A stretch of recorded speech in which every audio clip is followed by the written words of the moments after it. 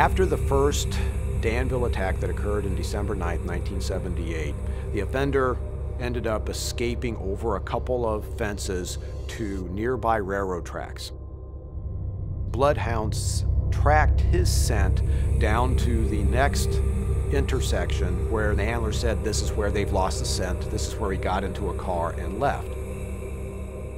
Very near where he got into his car, 3 pieces of paper were found by the crime scene investigator. 2 of the pieces were these handwritten essays. One is just a General Custer U.S. history type of essay. The other is what I call the mad is the word essay, where it appears that he had to choose a word and write about it, and so he decided to choose the word mad. That's the word, and he starts writing about it.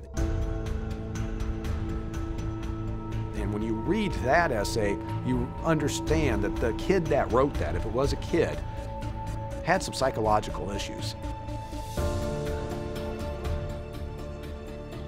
The third piece of paper was this hand-drawn diagram. You turn that map over, that diagram over, and on the back you have the word punishment scrawled.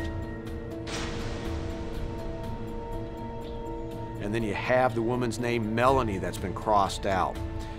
Come from, maybe Snelling or Smellany. You have the last name Milling, and maybe a woman's name Jerry or Jenny written on the back of this. This is entirely consistent with the East Area Rapist sitting there thinking about what he wants to do. Well, I believe this offender is one that, while he's out prowling around, he's taking notes. After the Danville attack, I believe his duffel bag probably had the spiral notebook in it, and these pieces of paper had been torn out and probably tucked in the pocket of that spiral.